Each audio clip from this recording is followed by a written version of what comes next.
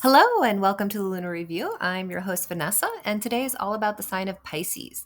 So, Pisces is that dreamy, mysterious, sensitive, artistic, and compassionate sign, and it represents love, but not love in the ordinary sense or that neighborly type of love. It's that universal kind of love, the kind that transcends personal attachments. It's unconditional, it's resilient, it's that Buddha, Krishna, Christ consciousness. So their tears are for all of humanity, the joyful ones and the sad ones. It's all for everybody. This is the sign of dissolution, meaning that Pisces has one foot in the ethereal, non material world and the other one in this hard, concrete reality, our everyday reality. And it seeks full connection with this mystical place. And how does one do that? Well, dissolve everything material about yourself, and whatever is left, let it melt into the divine. Live and feel the law of impermanence. Nothing lasts forever. Those are just a couple of ways that you can experience Piscean energy. They are full of imagination and intuition, which is perfect for living high on the spiritual plane, but they can delve down deep into dark nightmares and delusions. They have the ability to channel all this creativity, passion, compassion, and fear into the arts, theater, healing, mysticism, and poetry. They can guide us to realms of the imagination that so many of us never even knew existed.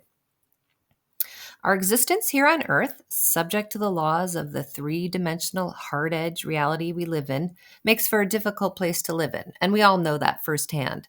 Which is why the fish, that's the symbol for Pisces, is known to try and glide past the pain and suffering of our world.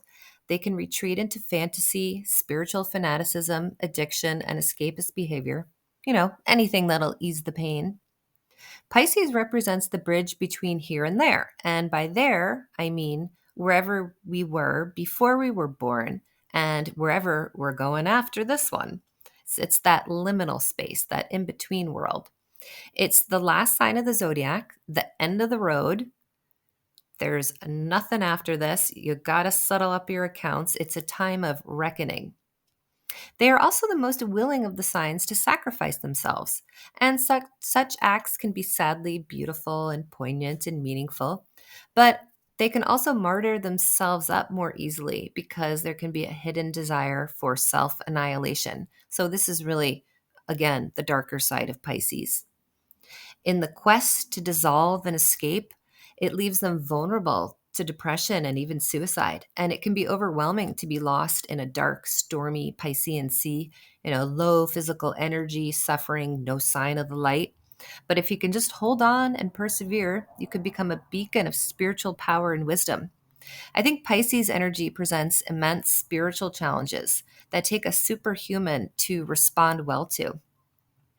The zodiac wheel is the perfect circular shape to represent the cycle of birth to death. So, our demarcation of Pisces being the end, it's an abstraction so that we can understand death of the physical body and release of energy that goes with it. According to the zodiac, one cycle ends with Pisces, but then there is a new beginning or a birth signified in the next sign of Aries. Thus, the wheel constantly spins in perpetuity. Pisces is a yin sign, so it is feminine, soft, and receptive, observant, quiet, intuitive, empathetic, thoughtful, creative. With Pisces, there's always time for reflection. It's very easy to dip into the deep, rich well of imagination, and in typical yin fashion, they are embracing the world beyond the world, that elusive mystical place where time and space are irrelevant, the place where mystery, awe, and fascination bubbles up from. This Piscean landscape is flooded with an abundance of yin, a never ending source of creativity and originality. Pisces is a water sign. Water represents our emotions. Water signs, including Cancer and Scorpio, are intuitive, empathetic, sensitive, and introverted. They want to heal, nurture, and feed the rest of us. Water is also fluid and moistening.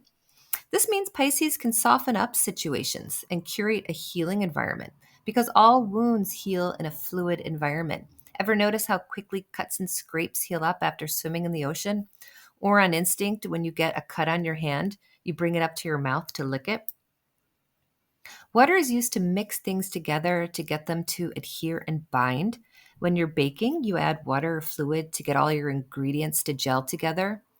Water creates cohesion amongst different elements. It drives them together. Water is a creative, life giving substance. It's also a wonderful medium of transmission, making Pisces very intuitive. The mystery of Pisces deepens because we know that water heals, nourishes, and binds, but it also dissolves, and even the hardest substances will dissolve over time. Sea glass is a great example of this, how silky, smooth, very sharp, broken glass can become over time when it's been seeping in ocean water.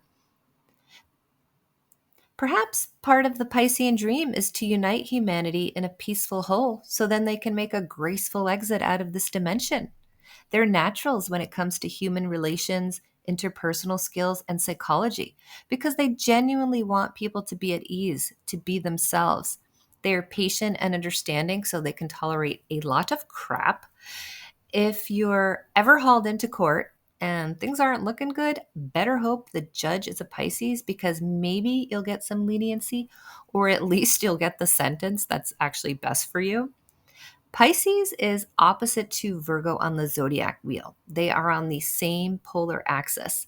They share the theme of service and helping others.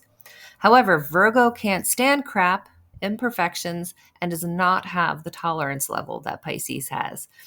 Earthy Virgo will work very hard to improve and perfect the material world and bring tangible results. In contrast, Pisces emphasizes the spiritual body and its needs.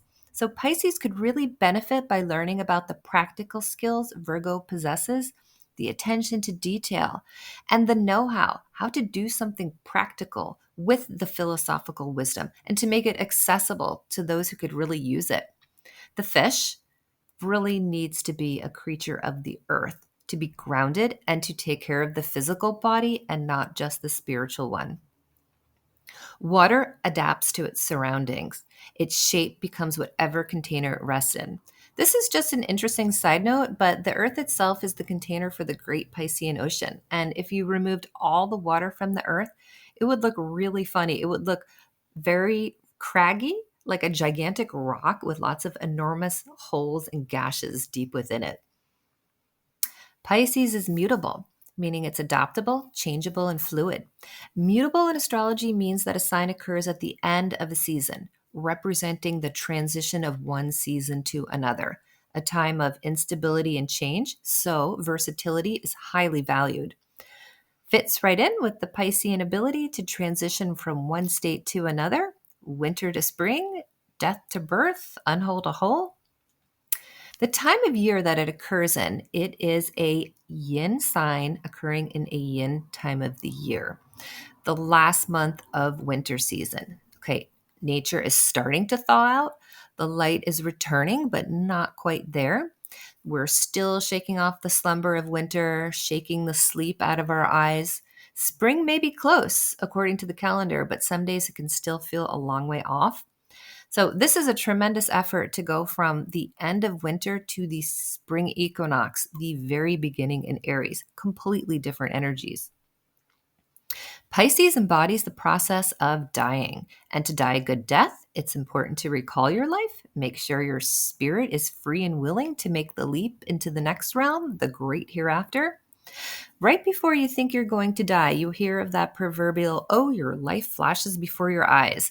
These are your final moments. This is closure, the ending of your time as a being on earth. And it's a very special, intense time, a review of your life so you can pass on to the next one. It's a period without the constraints of time and space, very Piscean territory.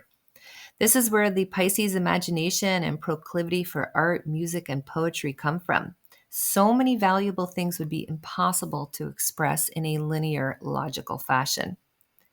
There are an infinite amount of ways to bring forth this art and poetry of the soul, and the fish do it in an environment that is quiet and dark, free from outside distractions, a very yin state.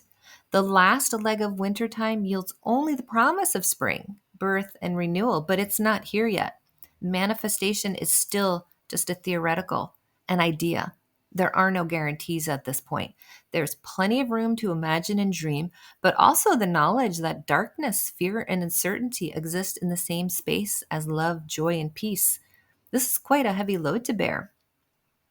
There's something that sounds a little paradoxical with Pisces, and that's because their subjective personal experiences include a high volume of impressions and emotions picked up from other people and the world at large. Things that did not have to affect them personally, but because they have such thin boundaries and they're so sensitive, they did.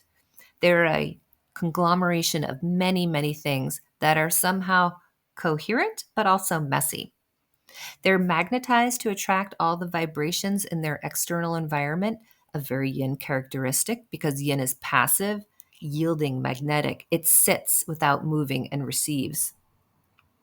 As a result, they are capable of a lot of empathy, compassion, even when, or I would say especially when, there's no personal connection. And on the flip side, of course, there's the danger of being completely overwhelmed and burnt out, which is why they need solitude sometimes or can be prone to escapism.